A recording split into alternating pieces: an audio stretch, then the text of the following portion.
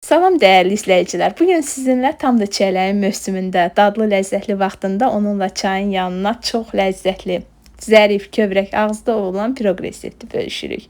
Əvvəlcə tavaya şəkər tozunu, yağı və doğradığımız çiyələyi əlavə edib, şəkər tozunun və yağın əriməyini, çiyələyin də biraz suyunu buraxmağını gözləyirik. Bu arada dəyərli izləyicilər, kanalımıza dəstək olmaq üçün zəhmət olmasa elə bu dəqiqə 1 saniyənizi ayırıb bu videonu bəyənin. İçik belə sulandıqdan sonra bura qarıqdan nişastasını əlavə edib əlimizi saxlamadan qarışdıraraq onu qatlaşana qədər bişiririk.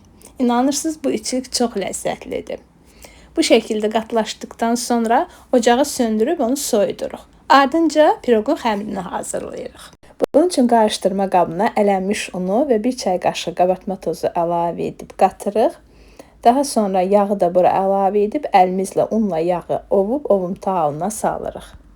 Onu da qeyd edeyim ki, bu piroqun xəmiri də çox əla ləzzətlidir. Həm də asan, tez hazırlanan bir şirniyyatdır. Sınamağa dəyər. Baxın, belə ovuntu halına gətirdikdən sonra hələlik bu ovuntunu qoyuruq bir kənara və bir başqa qabda yumurtanı, şəkər tozunu, şəkərli vanili və duzu yaxşıca çırpırıq. Yazın görək bizim kanaldan hansı meyvəli piroqu və yaxud da ümumiyyətlə şirniyyatı götürüb hazırlamısınız və çox bəyənmisiniz, tez-tez hazırladığınız şirniyyata çevrilib. Şərhlərinizi gözləyəcəyik. Ardınca ovuntunun orta hissəsində dərinlik yaradıb, bura yumurtalı qarışımı əlavə edib onu ovuntu ilə qatırıq. Daha sonra əlimizlə xəmiri yoğururuq. Şəkərli xəmir olduğuna görə onu əlin altında uzun müddət yoğurmaq məsləhət deyil. Çünki yoğurulduqca xəmir bərkiyir, nəticədə piroq sərt alına bilər. Elə bir araya gətirdinizsə, eyni kütlə halına saldınızsa kifayətdir. Baxın, belə yumşaq bir xəmir alınır. Xəmiri yoğuran kimi bölürük. Onun 200 qramını ayırırıq piroqun üzərinin bəzəyi üçün və götürdüyümüz 25 santimetrli tartelet qabının dibinə yağlı bişirmə kağızı çəkib xəmiri qaba yayırıq.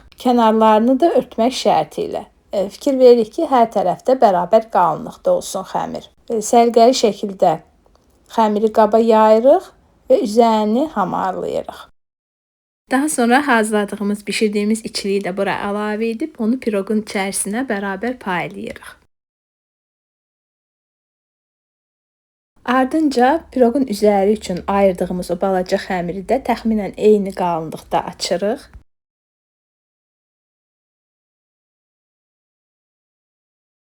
Daha sonra açdığımız bu xəmirdən piroqun üzəri üçün nazik lentlər kəsirik. Və kəsdiyimiz bu lentləri piroqun üzərinə şəbəkə şəklində düzüb, onu əvvəlcədən isidilmiş 180-190 dərəcəli sobada üzəri qızarana qədər, yəni 40-45 dəqiqə bişiririk. Piroqu sobadan çıxaran kimi qəlibdən ayırmırıq, çünki kövrəkdir, qırıla bilər. Gözlədirik tam soysun, daha sonra qəlibdən ayırırıq. İstəyən üzərinə şəkər kişanı da səpə bilər. Biz də səpdik, sadəcə kənarlarına səpdik ki, daha gözəl görünüşdə olsun. İstəsəniz üzərinə də səpə bilərsiniz. Əla piroqdur, asan, tez hazırlanır, həm də çox ləzzətlidir. Çay dəmlənənə qədər, dəm alana qədər daha doğrusu hazırlayın, möhtəşəmdir. Xəmiri kövrək, ağızda ovulan, çox zərifdir. İçiliyi də həmçinin elə bir jelenin içərisində təzə meyvə yeyirsiniz. Damaqda çox gözəl bir dad buraxır. Baxın, görsün necə kövrəkdir. Hazırlayın. Hazırlayın, nəticəni bizimlə bölüşün. Şərhlərinizi gözləyəcəyik.